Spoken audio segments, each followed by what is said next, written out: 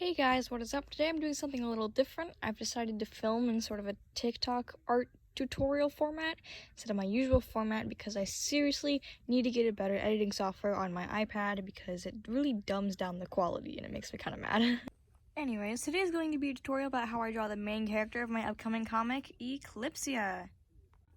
So before I start actually drawing, I usually tend to darken the background first just so that I can see my sketch a little bit better. Obviously, the first thing you need to do is start with a base. I usually go with something pretty basic, like a circle, that sometimes takes forever to draw, because for some reason drawing basic shapes is super difficult. Eclipsia also has kind of a slender face compared to a lot of the characters in this series, so we need to go ahead and get that in, and that's kind of ugly, so let me go and fix that. And let's finalize our guidelines. So Eclipsia doesn't have very feminine eyes because she isn't super feminine. I didn't feel like it would fit her, so I usually draw her with this sort of one eyebrow up, one eyebrow down facial expression. I also have a very bad habit of drawing eyes way too big, so if you're on digital, don't be afraid to have to go in and fix something because, oof, I do that too. Now I need to go in and draw the other eye, adjust that ever so slightly, add her pupils.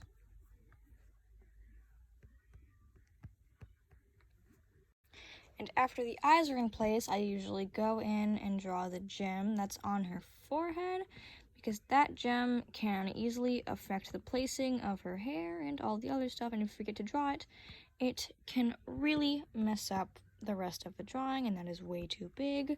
So let's go in and fix that. Okay, I just did a little bit more, and I think I like that better. Go in and add her bean eyebrows. Then her nose.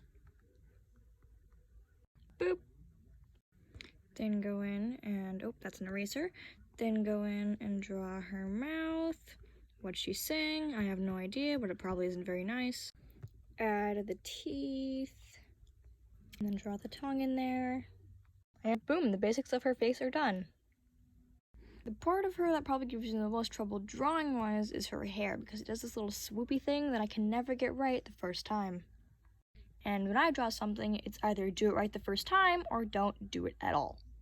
And I will admit that there have been instances where I had to trace from her ref sheet, but you know, we've all been there. Okay, while I was looking at her reference sheet to draw her hair, I realized her gem is actually supposed to be higher up, so I'm gonna make it a little bit bigger. There. Alright, attempt number 1. Nope. Nope. Ugh. Come on!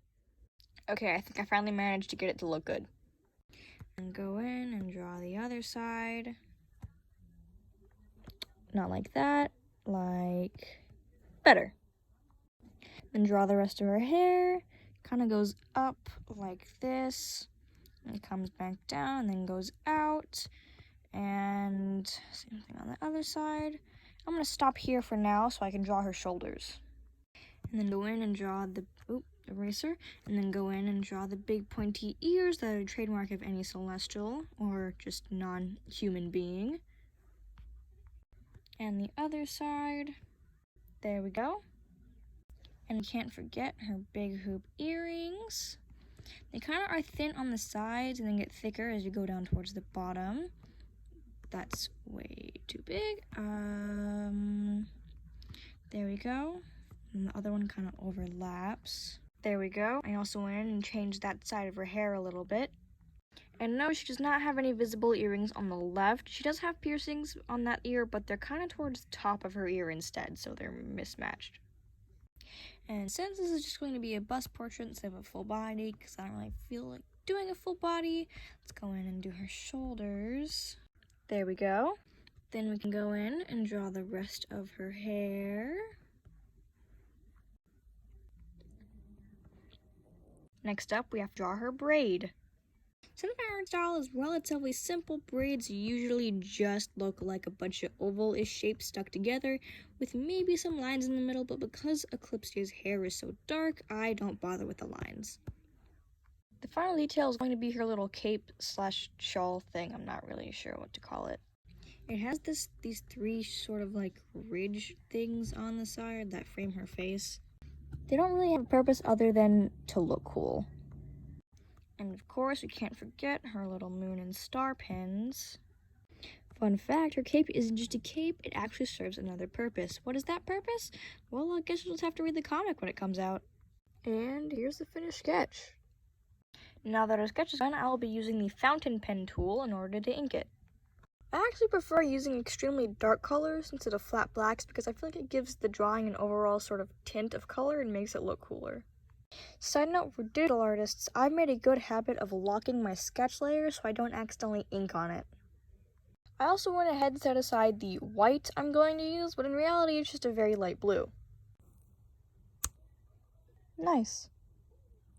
So this is her full color palette. I put a red X over this one because that is actually the color of her suit that is under her cape, and you can't see that in this photo, so I won't be using it. But first, I have a very important process that I used in order to color in her trademark hair. Step 1, go in on a new layer and color the entire thing with a bright and easy to see color that is very different from the background. Step 2, erase where you're going to put the pattern in. When you're done, it should look something like this. Then lock that layer and go in with whatever color you plan on making the background.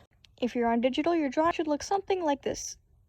Add a layer, move that down here, then add the photo that I used for her hair.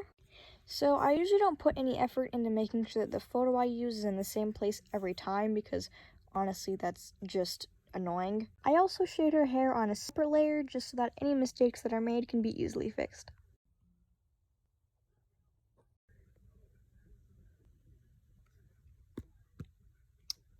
There you go.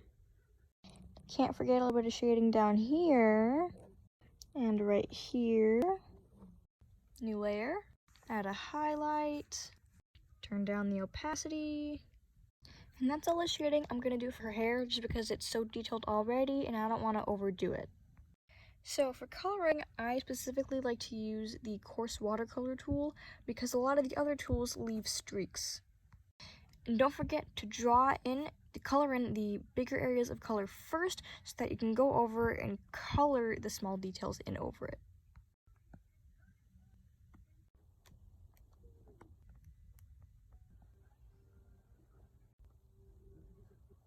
And done! Time to shade.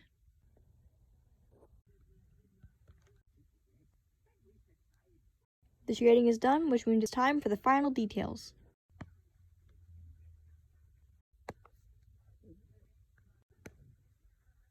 And here's the finished product, which will be going up on screen right now. Thanks so much for watching, and if you like this tutorial, make sure you like, comment, and subscribe, and if you want to see more tutorials, make sure you let me know. If you follow this tutorial or make any fan art for me, leave a comment on this video so that I know to go check it out on your channel. As always, I hope you enjoyed, and peace out nerds, and don't forget to stay zesty.